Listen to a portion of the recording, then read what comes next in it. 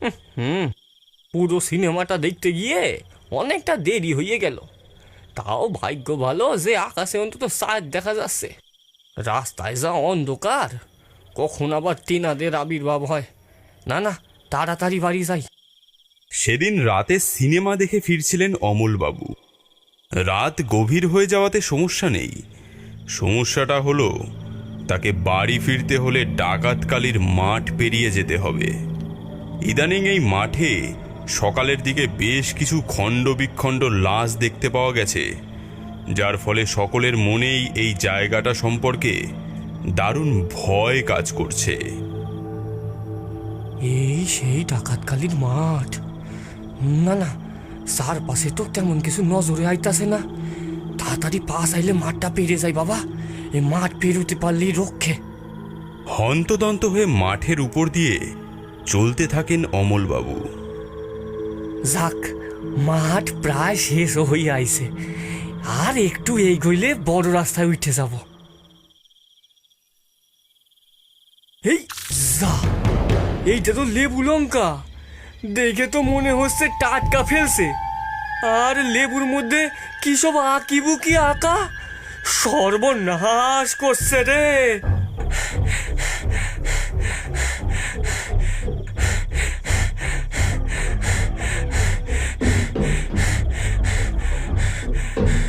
দরজা খোলো, তাড়াতাড়ি দরজা খোলো। কি ব্যাপার, কি হয়েছে? এখন অত বলার সময় নেই, তাড়াতাড়ি দরজা বন্ধ করো আগে। ঠিক আছে, কিন্তু বলবে তো কি হয়েছে? বলুম বলুম, সব পরে বলুম। ওখানে আমারে কিছু খাইতে দাও গো, খুব খিদা পাইছে।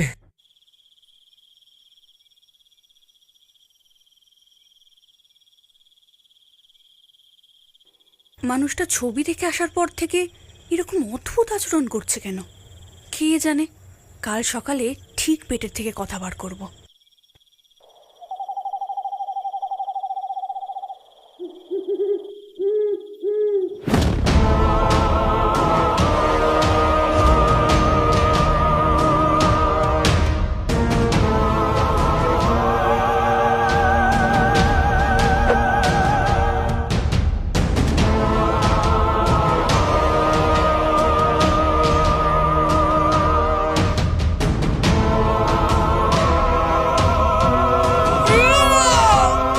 ও বাবা গো, এ কি, কি হলো?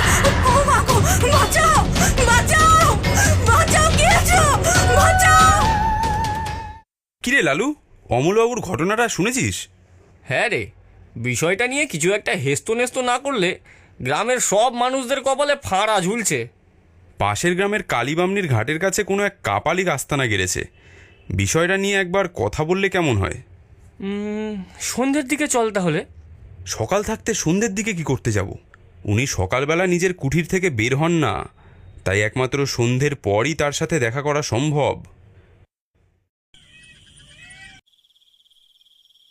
লালু ও বলাই দুজনে যখন কালীবামনির ঘাটের কাছে গিয়ে পৌঁছালো, তখন সন্ধে হয়ে গিয়েছে। ঘাটের কাছাকাছি পৌঁছাতেই তারা দুজনে দেখল এক জ্বলন্ত অগ্নিকুণ্ডের পাশে বিশাল আকার চেহারার কাপালিক হোম করছে। কপালে সিঁদুরের মোটা তিলক, ঝাঁকড়া ঝাঁকড়া তার চুল।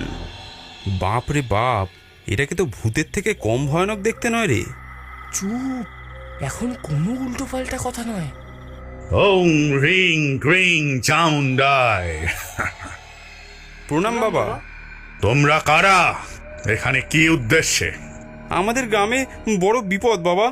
কি বিপদ? আমাদের গ্রামের ডাকাতকালীর মাঠে নানা ধরনের উপদ্রব শুরু হয়েছে, বেশ কয়েকজন মারাও গেছেন। তার সমাধান নিতেই আমার কাছে এসেছিস? আগে হ্যাঁ বাবা। এখনো অবধি ঠিক কি কি ঘটনা ঘটেছে শুনি একবার।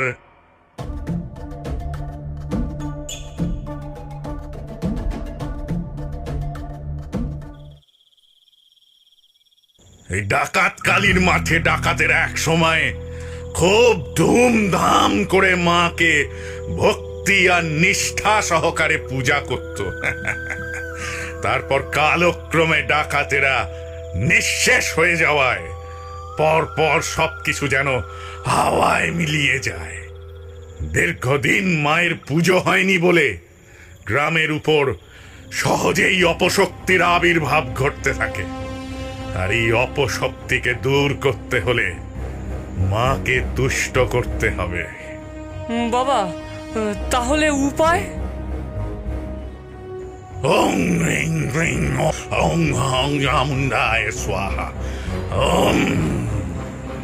এই হাঁড়িটা সন্ধ্যার পর যে কোনো সময় ডাকাত কালীর মাঠের ঠিক মাঝ বরাবর জায়গায় রেখে দিয়ে চলে আসবি।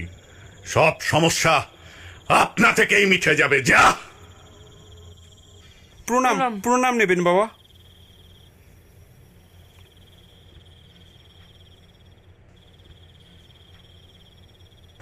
এ লালু, হ্যাঁ বল। বলছি যে হাঁড়িটা নিয়ে তো আমরা মাথা নাড়িয়ে ঠিক চলে এলাম, কিন্তু একটা কথা ভেবে দেখেছিস, সন্ধ্যের পর ডাকাতকালীর মাঠে হাঁড়িটা রাখতে যাওয়ার আগে যদি ওই ডাইনিটা আমাদের ওপর আক্রমণ করে তখন কি হবে? ডাইনি নিশ্চয়ই অত সহজে আমাদের ছেড়ে দেবে না। এটা তো তুই ঠিক বলেছিস। আচ্ছা, এই কাপালিককে বলে দুজনের জন্য দুটো রক্ষা কবচ দেওয়ার কথা বললে কেমন হয় বলতো? হ্যাঁ ঠিক বলেছিস, তাহলে আরেকবার গিয়ে কাপালিকের সাথে দেখা করে কথাটা বলি। লালু ও বলাই কাপালিকের সাথে পুনরায় দেখা করার জন্য আবার কালীবামনির ঘাটের দিকে এগিয়ে যায়। তারা দুজনে কালীবামনির ঘাটের কাছাকাছি পৌঁছেই থম করে দাঁড়িয়ে যায়। কাপালিকের হোমকুণ্ডের পাশে দাঁড়িয়ে আছে একটা কুচকুচে কালো বেড়াল। বিড়ালটার মুখে একটা কাটা মুন্ডু। ভাই ভাই, কি দেখছি আমি? দাদা বলাই, চুপ করে দেখতে দে। দেখতে দেখতে কালো বিড়ালটা রূপ পরিবর্তন করে ভয়ঙ্কর দেখতে এক ডাইনিতে রূপান্তরিত হলো।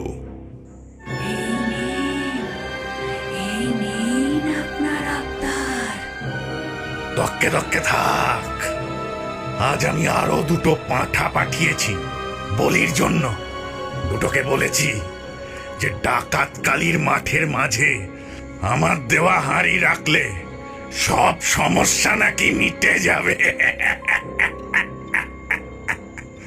ওরা এটা জানে না যে আমি এই কাপালিক, যে কিনা ওদের এক একটাকে ভোগে পাঠাচ্ছি। চিন্তা করবেন না, আমি তককে তককেই থাকবো।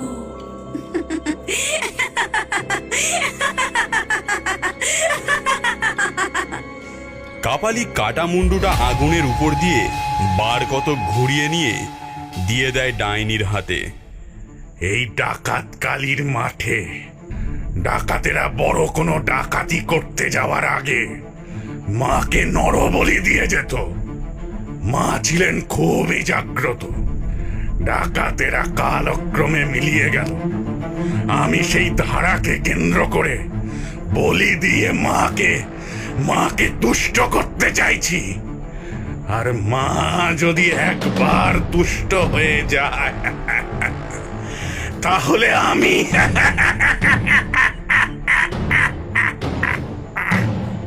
ডাইনি কাটা মুন্ডুটা হাতে নিয়ে উড়ে যাওয়ার জন্য ঘুরে দাঁড়াতেই লালু ও বলাইয়ের দুজনেরই মুখ হাঁ হয়ে যায়।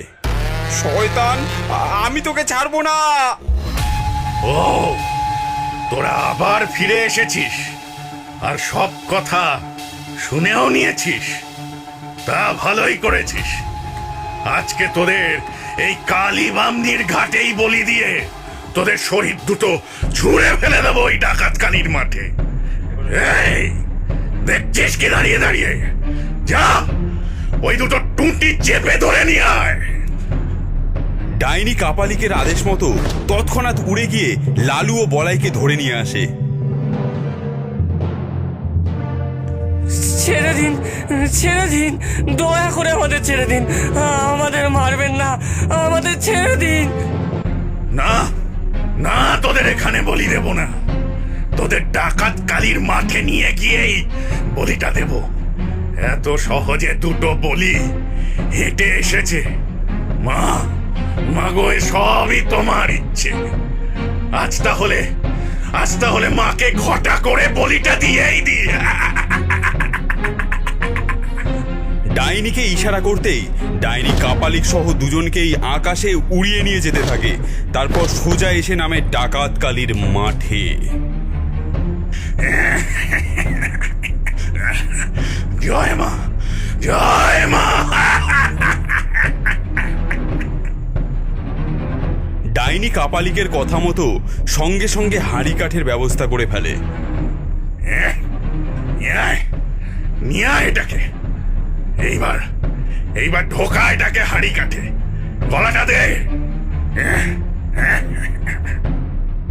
ডাইনি লালুকে ধরে হাঁড়ি কাঠে ঢুকিয়ে বন্ধ করে দেয়। রক্ষে করো মা, মা আমাদের রক্ষে করো মা, বাঁচাও।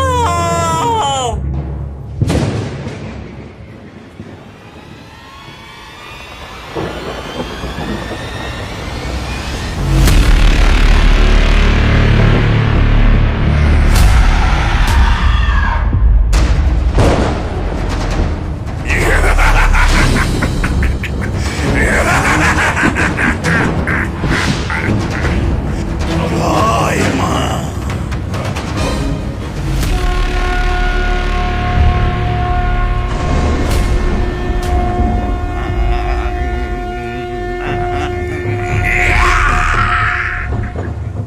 ছাড়, ছেড়ে দে আমার সন্তানকে।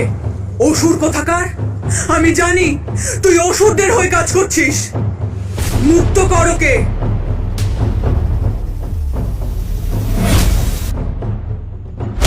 জয় মা, জয় মা, জয় মা।